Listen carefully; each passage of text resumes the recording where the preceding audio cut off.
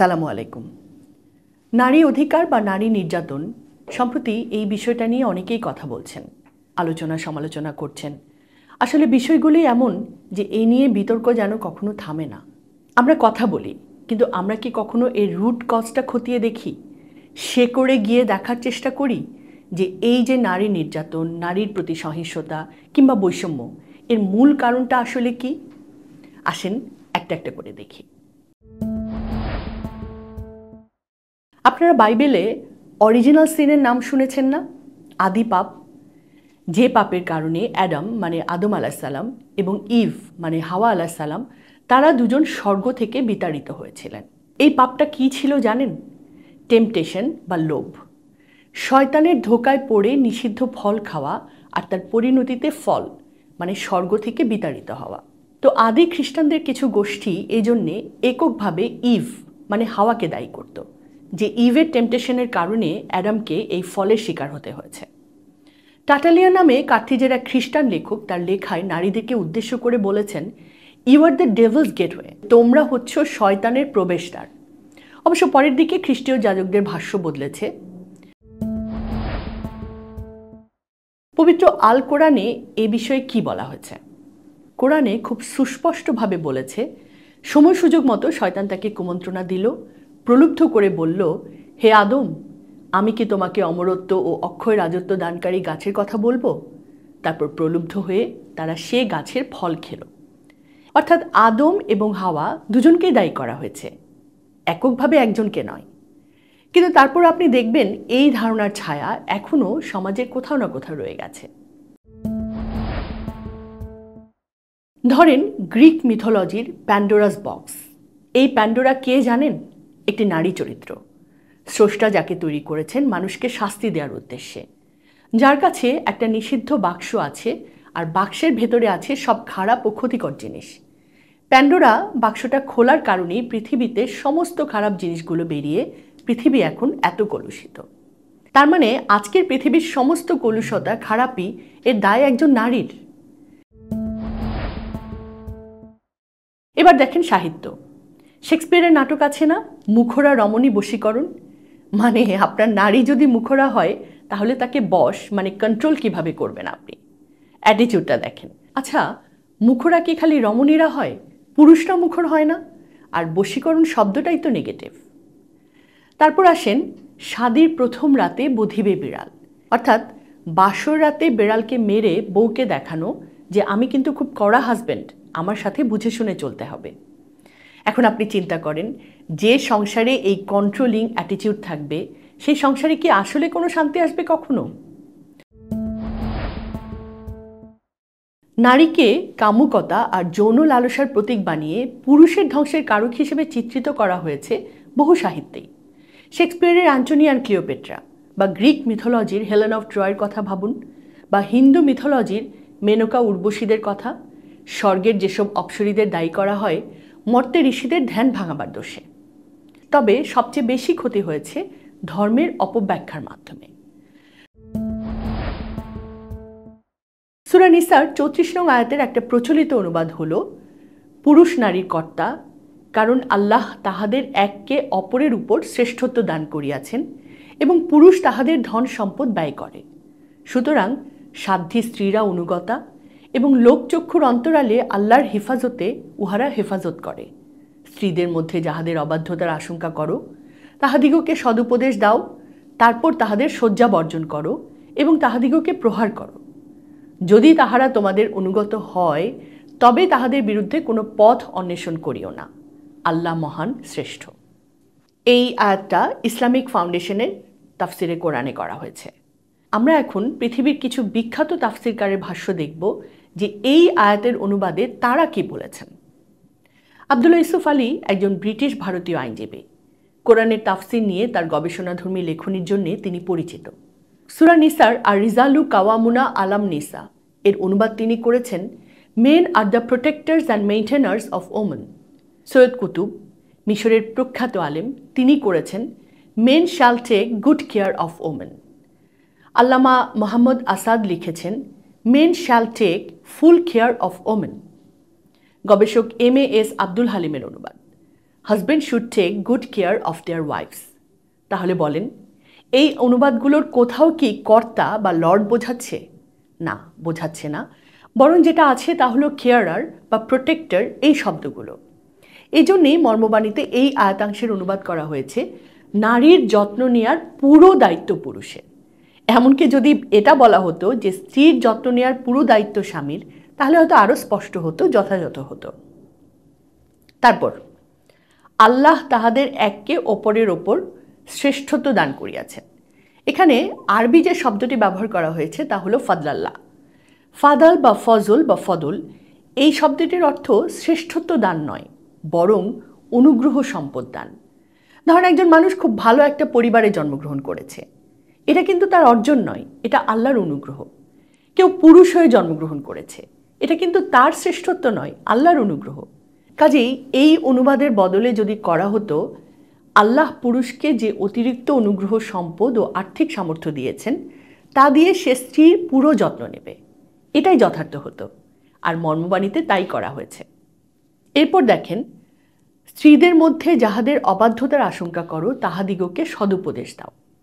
এই যে অবাধ্যতা, কোরআনে নুসুজ শব্দের এই অনুবাদ করা হয়েছে, কিন্তু নুসুজ মানে হলো স্বামী বা স্ত্রী যে কোনো পক্ষ থেকে দাম্পত্য মিলন এড়িয়ে যাওয়া বা অস্বীকৃতি জানানো। এটা স্বামীর তরফ থেকে হতে পারে, স্ত্রীর তরফ থেকে হতে পারে। তো বিষয়টা যখন দৈহিক মিলনের, তখন সেখানে তো উপদেশ দেওয়ার কিছু নেই, বরং স্ত্রী বা স্বামীর করণীয় হলো অপরপক্ষকে বোঝানো বা সম্মত করানো। আর সেটা সম্ভব যখন তার সাথে আন্তরিকভাবে কথা বলা হবে। এই জন্যেই এই জায়গাটাকে এভাবে মর্মনবাদ করা হয়েছে।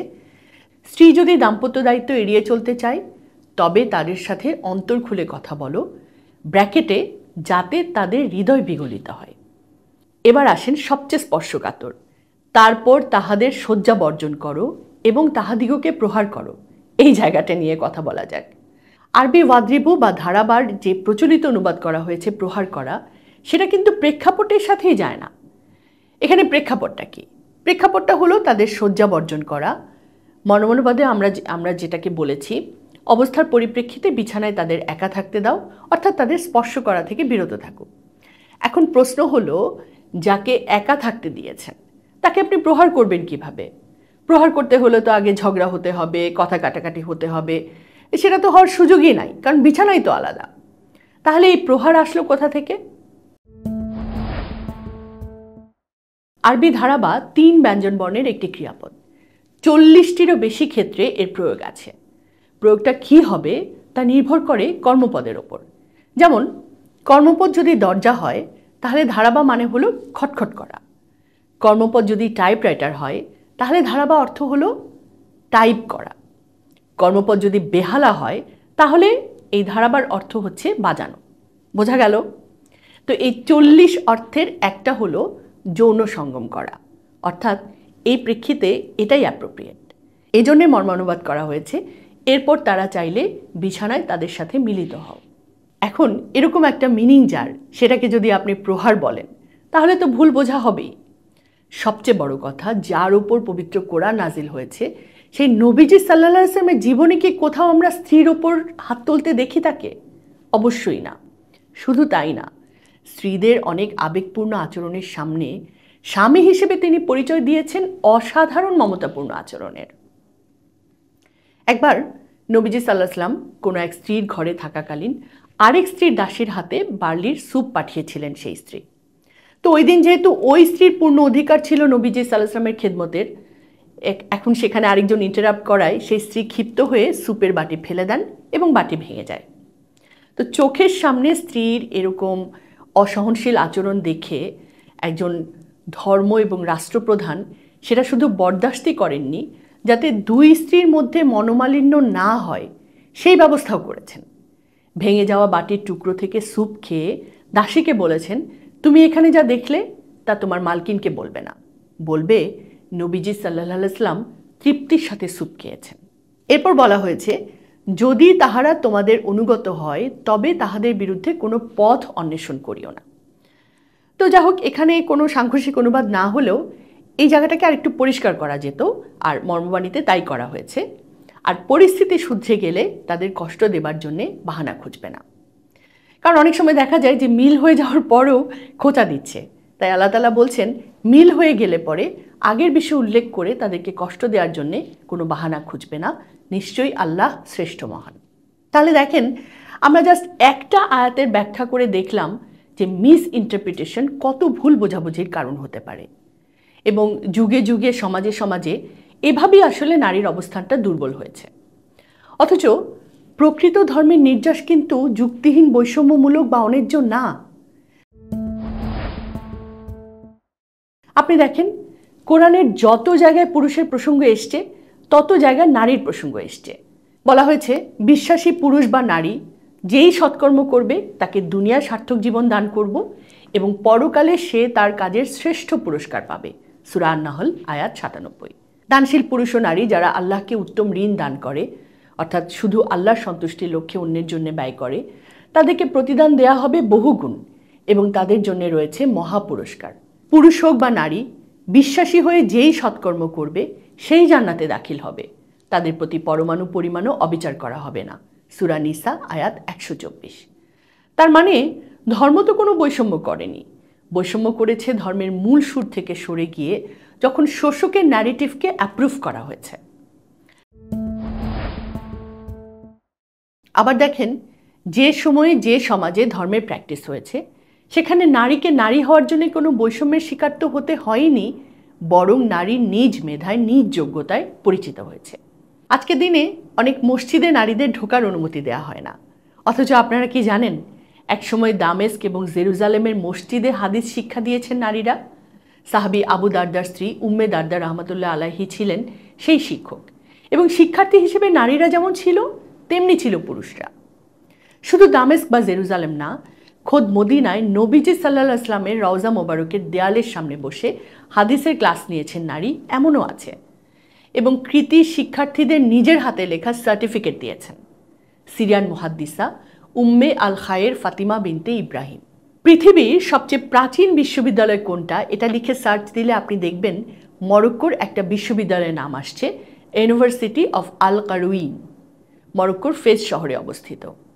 আজকে থেকে প্রায় ১২০০ বছর আগে প্রতিষ্ঠিত এই বিশ্ববিদ্যালয়টি এখনও অ্যাক্টিভ, মানে বিশ্ববিদ্যালয় হিসেবেই কার্যক্রম চালাচ্ছে।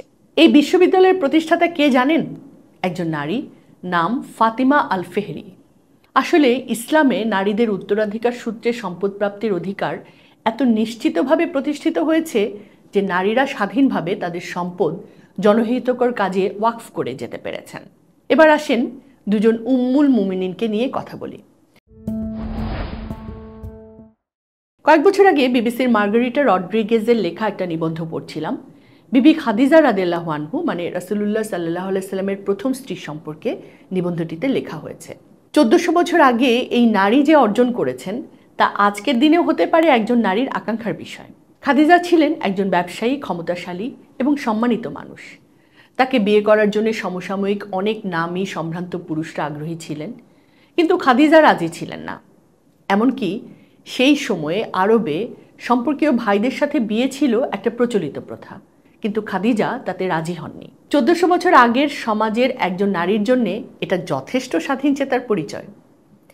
আর তারপর নবীজি সাল্লাল্লাহু আলাইহি সাল্লামের জীবনসঙ্গী হবার পর এবং নবুয়তের আগে ও পরে যেভাবে তিনি নবীজিকে সাপোর্ট দিয়েছেন তা আসলে খাদিজার মতো ব্যক্তিত্বের কারণেই সম্ভবপর হয়েছিল।